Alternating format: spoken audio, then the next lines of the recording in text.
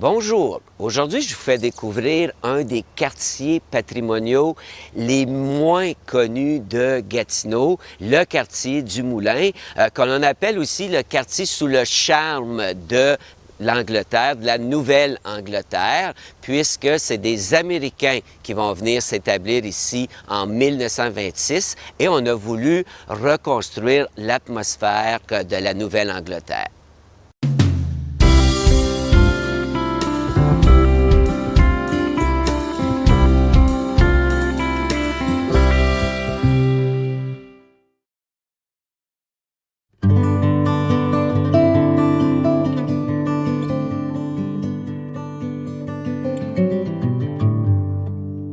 On peut dire que les origines du quartier du Moulin remontent en 1898, lorsque, aux États-Unis, on a fondé l'International Paper and Power.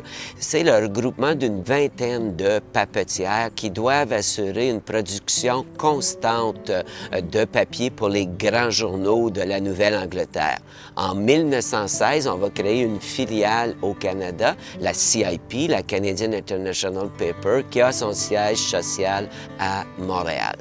Au début des années 20, le gouvernement du Québec annonce qu'il va donner une dernière grande concession forestière de bois en Outaouais, au nord de Maniwaki, mais on impose une condition, la construction d'une papetière en Outaouais, dans la région. Fini le temps où on exporte tout notre bois aux États-Unis et qu'on ne fait plus de transformation ici.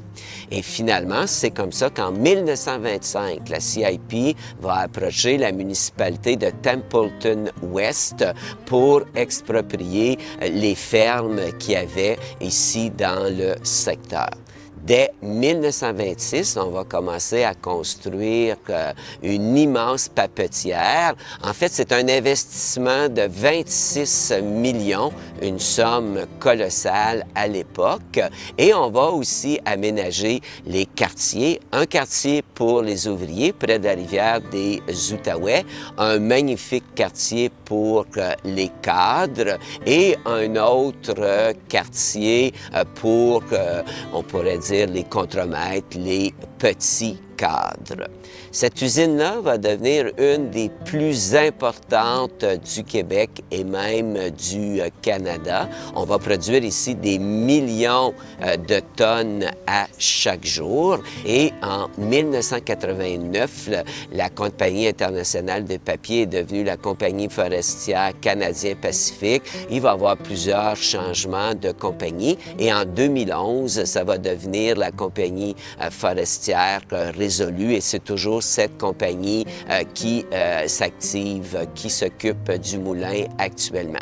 Le quartier des ouvriers est disparu, mais heureusement, le quartier des cadres est resté comme lors de la construction en 1926-27, ainsi que le secteur pour les cadres et contremaîtres.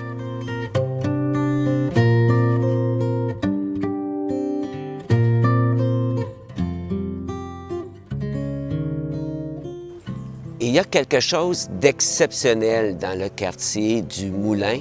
Tout a été planifié dès 1926. Alors, la CIP a planifié les rues, les noms des rues.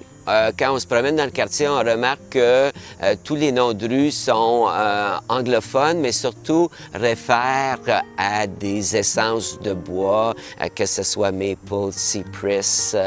Alors ça, c'est intéressant, mais ce qui est vraiment unique, c'est d'avoir construit un secteur qui nous rappelle la Nouvelle-Angleterre. En fait, on ne voulait pas que les cadres américains qui venaient de la Nouvelle-Angleterre soient dépaysés. Alors, quand on se promène dans le quartier du Moulin, on a l'impression qu'on est dans le Maine, le Massachusetts, le sud du Vermont. Toutes les maisons sont en bois avec des pignons très prononcés, avec des fenêtres à carreaux, à guillotine. Les pignons sont vraiment très prononcés, mais ce qui est intéressant, c'est la verdure. Alors, les maisons ont beaucoup de verdure en avant, On a un trottoir, on a un terre-plein et on a aussi la rue qui, en fait, donne un cadre enchanteur.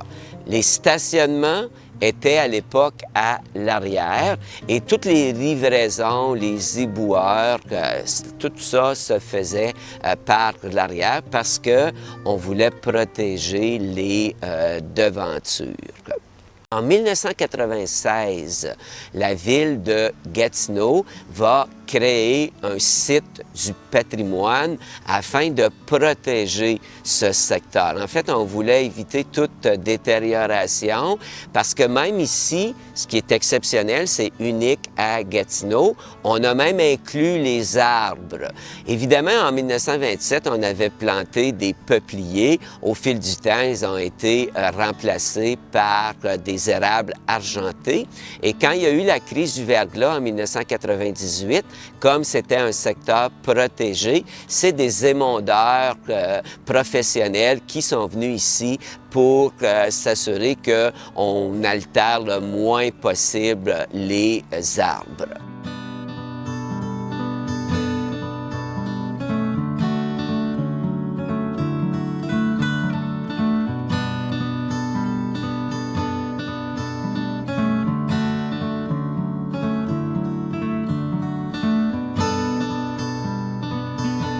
Au début des années 70, la CIP a commencé à se départir de ces maisons et c'est des propriétaires privés qui ont acheté ces belles résidences. Dans les années 90, il y a un professeur de l'Université d'Ottawa, André Sellard, qui a acheté une maison dans le quartier et il a commencé à faire de la recherche pour découvrir que c'était un quartier unique sous le principe de cité-jardin. Il a fait les liens avec Allen Park à Ottawa. Il a approcher ses voisins pour qu'on demande à la ville de Gatineau de créer un site du patrimoine.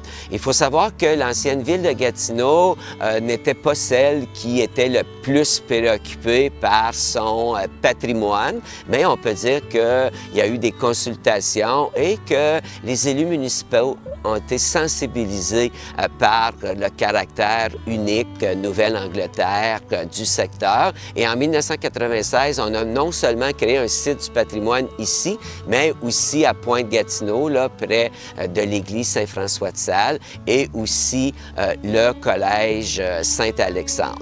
Il faut dire que ces maisons-là ont quand même connu beaucoup de restauration intérieure parce qu'elles avaient été construites assez rapidement et elles n'étaient pas adaptées pour notre quartier. Mais on doit savoir qu'un site du patrimoine ne protège que l'extérieur, ne protège pas l'intérieur. Alors, les gens peuvent aménager leur maison comme ils veulent à l'intérieur, mais à l'extérieur, on doit vraiment protéger le caractère. Par exemple, si la maison est en bois, on ne peut pas ici mettre du vinyle. Si on change les fenêtres, on doit avoir à nouveau des fenêtres à carreaux.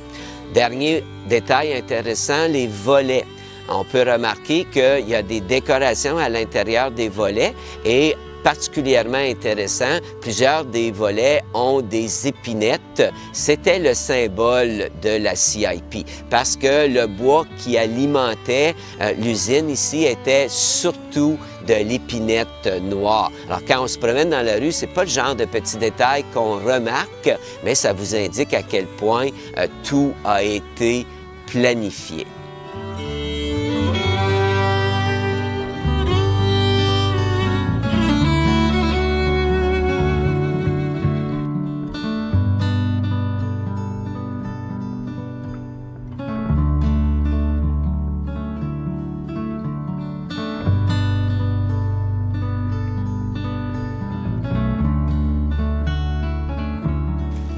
Fait très intéressant à signaler, je vous ai dit à plusieurs reprises que tout avait été planifié dans ce quartier. Le meilleur exemple, c'est la maison du directeur de l'usine. La rue Poplar et la rue James Murray forment un T et on a construit la maison du directeur au bout du T. De cette façon-là, il pouvait voir tout ce qui se passait chez ses cadres. Mais moi, je dis toujours que si un cadre avait trop fêté, il pouvait arriver par la ruelle. Une des ruelles est disparue, mais il en reste encore une et elle porte même un nom, Capitaine Duval, en mémoire d'un capitaine qui avait navigué ici sur la rivière des Outaouais et la rivière Gatineau. La maison du directeur, on l'a construite d'une façon beaucoup plus imposante que les autres.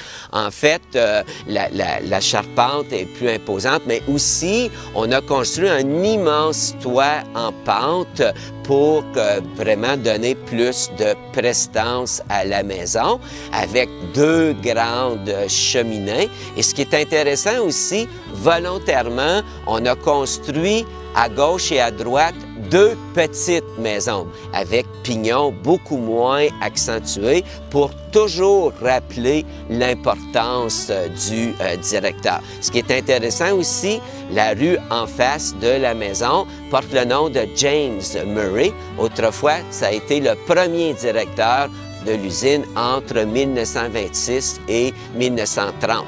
Avant la fusion de la ville de Gatineau, cette rue-là portait le nom de Park. Mais comme il y avait plusieurs rues Park à Gatineau, on a évité les doublons, ce qui fait qu'on a choisi le nom James Murray. Et évidemment, moi, comme historien, je trouve que c'est une très bonne idée, puisque Park, il y en a partout, alors qu'une rue James Murray, il y en a une seule. Mais c'est surtout, encore une fois, la toponymie qui sert à l'histoire d'un quartier. Alors, c'est un très bel exemple à suivre. Concernant la toponymie, les gens me demandent toujours comment ça se fait que dans un quartier francophone comme ça, tous les noms de rues sont anglophones. Bien, c'est un rappel qu'au départ, c'était des Américains. Ce qu'il faut retenir, on voulait que ces Américains-là se sentent chez eux ici.